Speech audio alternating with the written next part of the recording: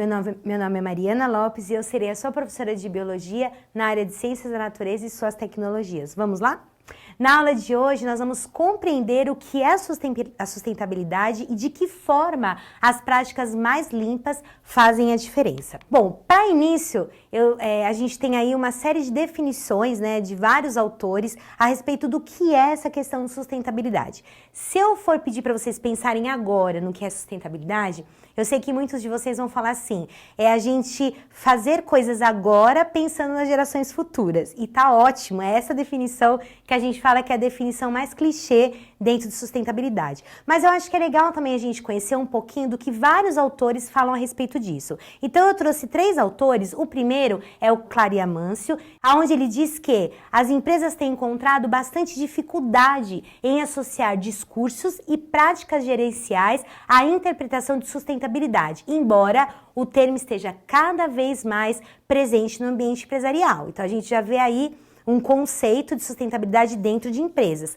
O segundo, do Rodrigues, diz que sustentabilidade significa sobrevivência, ou seja, perenidade dos empreendimentos humanos e do planeta. Então você vê que Rodrigues ele traz essa interação do ser humano e do planeta Terra.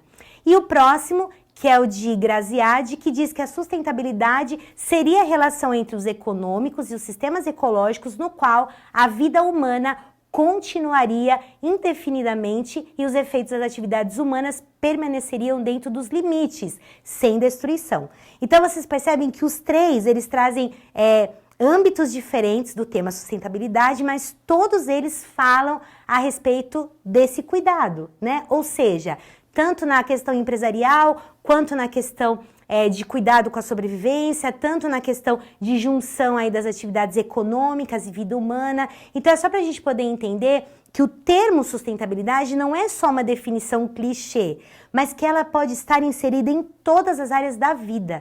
Então eu acho importante a gente destacar isso para a gente então entender o que é essa questão de práticas mais limpas. Então, se eu estou dizendo que a sustentabilidade, ela envolve todas essas questões, as práticas mais limpas nada mais é do que justamente observar o processo como um todo.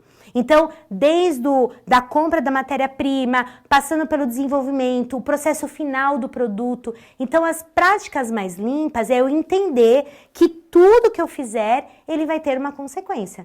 Por isso a importância da gente compreender o que é sustentabilidade de uma forma ampla para entender esse processo de práticas mais limpas. E aí, dentro dessas práticas mais limpas, eu destaquei alguns pilares que a gente fala que são pilares da produção mais limpa.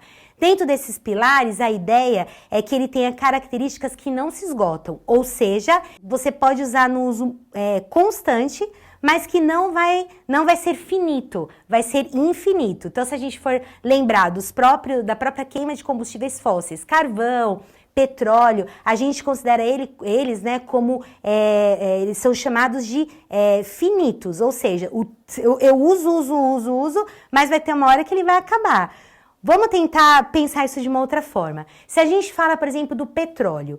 O petróleo, para a formação dele, primeiro que a formação dele, ela depende de uma série de junção de componentes químicos. Então, você não acha petróleo do nada.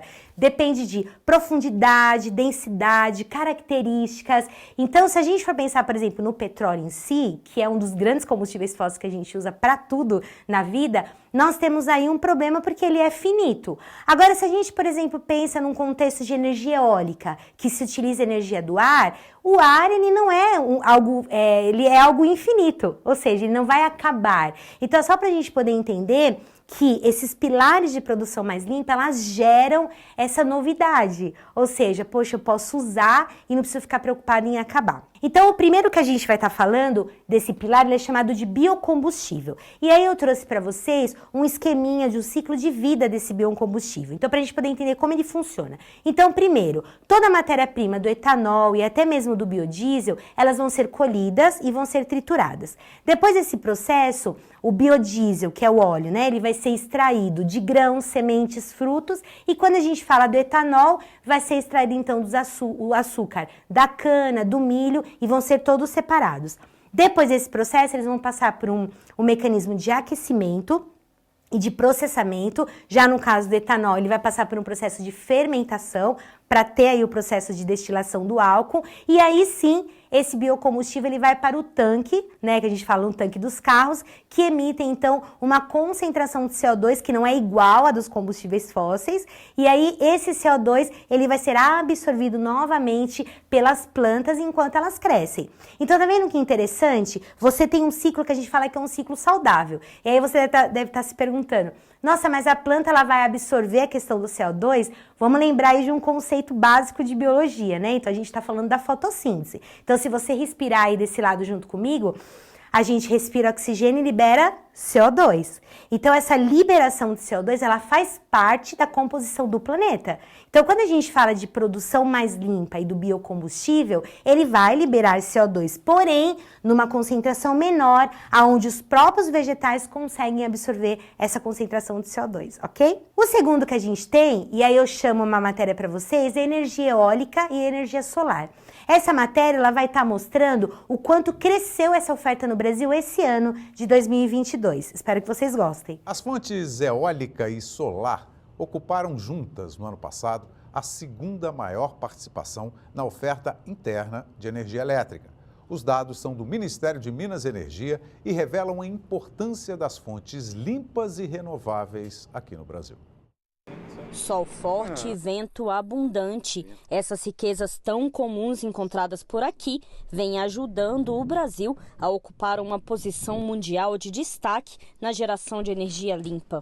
Dados do Ministério de Minas e Energia apontam que de novembro de 2020 a novembro de 2021, a geração de energia eólica cresceu 20% e a solar 60%. Juntas, elas correspondem a 13,4% de toda a energia produzida no país. Esse indicador perde somente para a produção hidráulica, responsável por 56,7% de toda a geração elétrica. Com esse percentual, o Brasil já ultrapassa a média dos países da OCDE, estimado em 13% para 2021.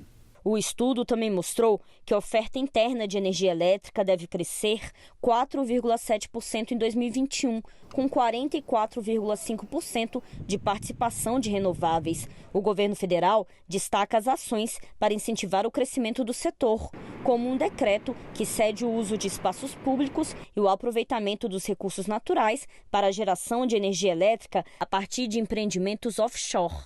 As fontes eólica e solar irão se expandir fortemente nos próximos 10 anos.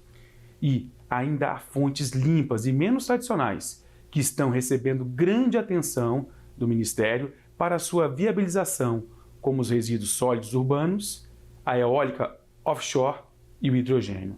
Leonardo trabalha em uma indústria de energia sustentável que atua no Brasil e em outros 84 países. Ele conta que com a nova política, a empresa quer agora investir em turbinas em alto mar. Para que o Brasil destrave todo esse potencial offshore e eólico como um todo, é preciso de um ambiente regulatório não apenas previsível, mas seguro. O decreto certamente é um passo importante nesse sentido, naquilo que tange ao offshore. Vocês perceberam nessa matéria o quanto que o Brasil ele está crescendo nessa oferta. Isso é algo muito positivo. Então, só para a gente poder resgatar.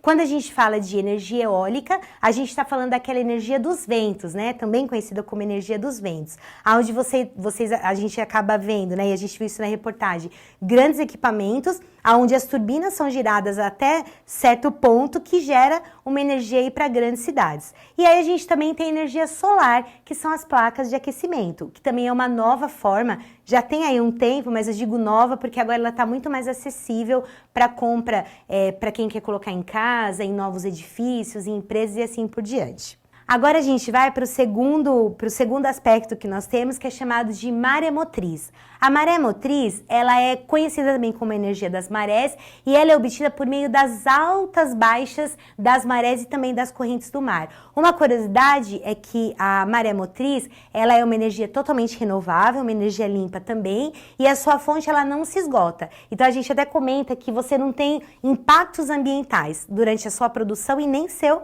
aproveitamento. Então ela é muito perfeita. Nessa imagem que vocês estão vendo, dá para ver perfeitamente essas turbinas que são giradas e elas levantam aí todo um processo de energia para serem encaminhadas aí para cidades e assim por diante. Então é uma das melhores que a gente tem no sentido de não ter perda nenhuma, né? Então a gente consegue absorver toda a energia que ela gera. O próximo que a gente tem também, e aí vou finalizando os que a gente vai conhecer, os pilares, é a biomassa. A biomassa nada mais é do que uma matéria orgânica, ou seja, tanto de origem vegetal quanto de animal, e ela é utilizada para a produção de energia.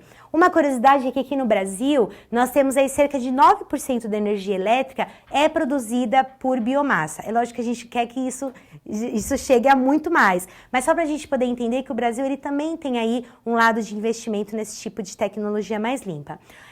Toda essa matéria orgânica ela é justamente obtida pelo processo de decomposição dos recursos que são renováveis, como, por exemplo, plantas, madeiras, resíduos agrícolas, restos de alimentos, excrementos e assim por diante. Então, a gente consegue absorver todo esse processo de energia através da biomassa. Até uma curiosidade, quando a gente pensa, por exemplo, nos grandes cemitérios, né? Os cemitérios, eles também acabam sendo uma fonte de energia muito grande. Então, já existem muitos países que investem na liberação do que é liberado, né? Da putrefação dos corpos, justamente para poder captar essa energia e gerar energia para pequenas cidades. Então, isso já acontece aqui fora do Brasil. Então, tudo que é biomassa, ela vira uma energia maravilhosa e que pode ser muito bem reaproveitada e não tem nenhum aspecto de contaminação, não tem nada disso, então é bem positivo. E aí, para a gente poder fechar esse tema, e você vai ter mais coisas aí dentro da nossa plataforma, eu queria deixar uma frase de Walt Disney, que ela é bem conhecida e ela diz assim: a melhor maneira de iniciar é parar de falar e começar a fazer. Então, que a gente possa começar a fazer aí, pôr em ação essas novas tecnologias. Muito obrigada e bons estudos!